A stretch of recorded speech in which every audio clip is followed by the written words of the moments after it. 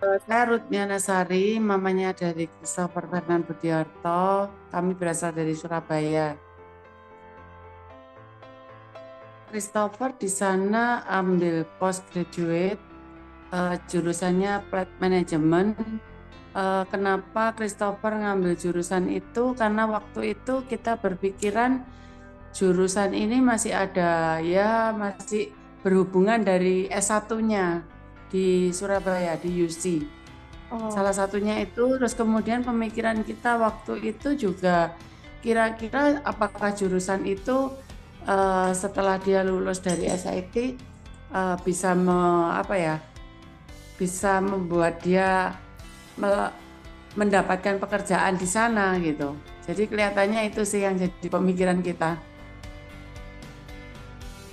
Kalau itu pemikiran saya gini, waktu itu sempat ada beberapa pilihan sih, kecuali SIT ada yang lain di Christchurch dan di waktu itu kita mikir di Wellington ya. Tapi kenapa akhirnya kita pilih SIT? Karena salah satu pertimbangannya dari sisi biaya.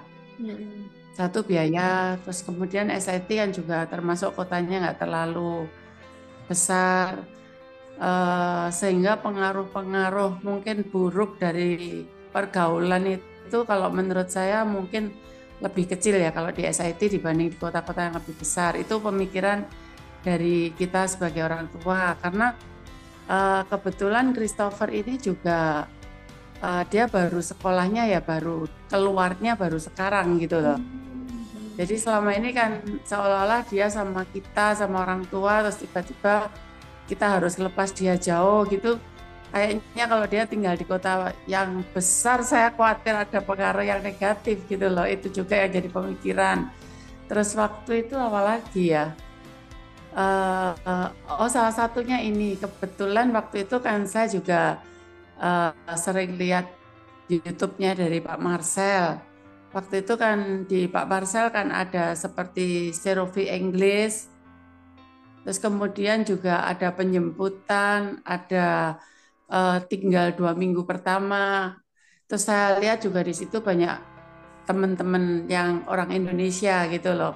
Jadi kalau yang free English saya berpikiran meskipun di sini dia udah belajar bahasa Inggris tapi kan dia butuh seperti apa ya, seperti eh, dia belajar berkomunikasinya tuh benar-benar sama orang New Zealand gitu loh yang mungkin sudah lain cara ngomongnya, dialeknya atau apa gitu. Kalau yang dijemput itu juga saya jadi pemikiran karena saya berpikiran dia kan pasti mau berangkat sendiri.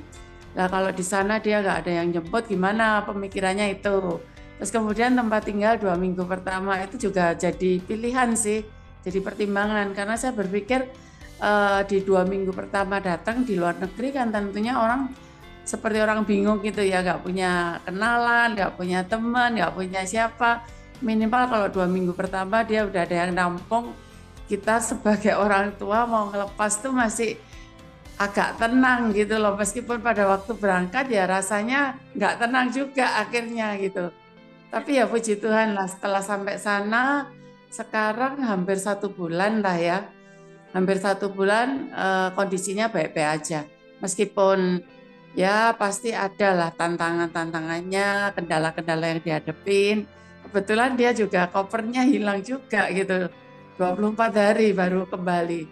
Jadi itu merupakan apa ya, satu hal yang juga membuat dia agak agak apa ya, ya agak khawatir-khawatir juga gitu. Agak uring-uringan lah. Tapi satu hal yang saya lihat positif kelihatannya meskipun seperti itu dia masih masih bisa ngadepin gitu. Masih bisa survive. Malah saya ngomong baru pisah dari mama beberapa hari kok kamu udah lebih lebih apa ya lebih mandiri saya bilang gitu. Kira-kira seperti itu Bu. Banyak banget sih Bu yang dibantu. Sampai hari ini pun banyak dibantu. Jadi saya kalau sudah sama Christopher ngomong-ngomong terus akhirnya kayaknya dia mulai nggak bisa ngurus gitu. Biasanya saya coba hubungi Pak Marcel.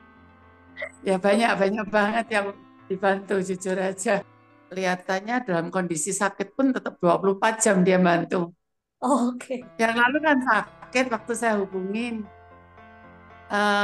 Tapi maksudnya pada waktu kita telepon tuh dia tetap support penuh gitu loh. Sampai jujur aja saya sampai sungkan waktu itu. Waktu itu Baik. kayaknya pas sempat ada masalah apa ya? Oh, Christophernya dapat tempat tinggal yang kayaknya dia nggak cocok sama temennya gitu. Jadi temennya tuh kebetulan mungkin dia namanya anak laki jauh dari orang tua, kadang-kadang kan ya nakal lah, ada nakalnya gitu lah. Kayaknya Christopher waktu itu agak shock juga sih nemui apa ya, begitu pisah rumah dari kita, dapetin kok temennya agak bermasalah. Lah itu kelihatannya dia cukup shock lah. Waktu itu saya kan akhirnya coba hubungi Pak Marcel. Pak, kalau kejadian kayak gini gimana? Saya lihat Pak Marcelnya lagi sakit, tapi tetap support kita gitu. Sampai saya jadi sungkan, jadi nggak Iya. enak juga waktu itu. Oke, Ya selama baik. ini bantu banget, bantu banget. Mungkin salah satunya saya milih SIT juga salah satunya karena ada orang yang apa ya, yang tinggalnya di Indonesia seperti Mak Marcel sebagai perwakilan SIT, tapi support ke kita gitu loh. Apalagi waktu kita sempat ketemu di Surabaya kan sempat diceritain kondisi di sini kira-kira gimana gitu. Jadi waktu itu mungkin kita sebagai orang tua mau ngelepas Christopher berangkat kan waktu itu visa studentnya juga udah ada. Jadi jujur aja ya kita agak agak ragu, ada galaunya nanti bisa nggak anak ini jauh dari kita, makannya gimana kan masih gitu.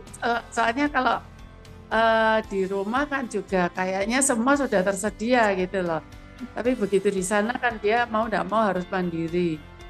Tapi kelihatannya ya kekhawatirannya kita ya cuma kekhawatirannya ibu-ibu lah, kekhawatirannya mamah lah. Tapi Oke. kenyataannya anaknya nggak apa-apa gitu.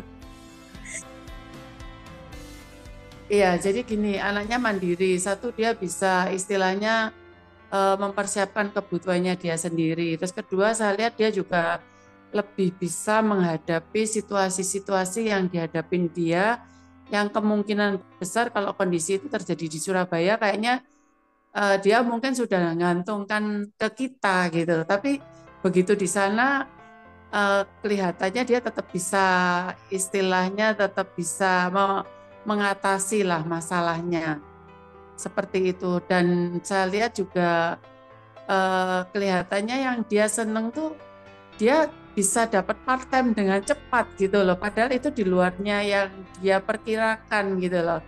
Jadi dia sempat ngomong gini, kalau di Surabaya diterima kerjaan gini aku sudah senang banget ya, tapi di sini kenapa sampai aku nolak pekerjaan kan dia keterima di 3 tempat gitu loh kerjanya itu. Jadi waktu itu sempat diterima Pizza Hut, kemudian dia diterima juga di Kimat, kemudian juga dia diterima di Platypus. Jadi seolah-olah tuh eh, kok seolah-olah aku kalau di sini kok dapat kerja gampang gitu loh, beda dengan di Indonesia. Itu kayaknya hal yang paling membuat dia dihargai ya mungkin kalau saya lihat ya, dihargai gitu loh di sana. Jadi yang paling berkesan kalau saya amatin dari itu, jadi gini, pada waktu dia pertama kali datang kan memang kopernya hilang. Oke. Lah itu kelihatannya support dari teman-temannya yang teman-teman orang Indonesia yang ada di sana tuh baik banget gitu loh. Sampai dipinjemi jaket, ada yang mau pinjemin baju, ada yang mau nyemput dia langsung dianterin untuk belanja. Jadi orang-orang yang apa ya sesama Indonesia yang ada di sana tuh apa ya kompak banget gitu loh. Dia juga nggak nyangka gitu loh kalau bakal dapat support sehangat itu gitu loh, kayak hangat banget gitu loh, langsung dijemput si ini, diantar ke sana, ditawarin baju, dipinjemin jaket. Sampai waktu itu saya dibilangin Pak Marcel juga agak agak nggak percaya, bener tak Pak dipinjemin. Iya, no. Terus waktu itu kan saya belum sempat komunikasi sama Christopher karena Christophernya waktu itu rasanya belum dapat SIM card ya, dia waktu nyampe di Invercargill pertama, tapi udah dikabari Pak Marcel, Guru tenang aja lah, banyak kok teman-teman di Indonesia yang support. Kayaknya itu sih yang paling berkesan ya, karena mereka kayaknya rasa persaudaraannya tuh kental banget gitu loh pada waktu mungkin ya karena sama-sama jauh di seberang sana gitu ya.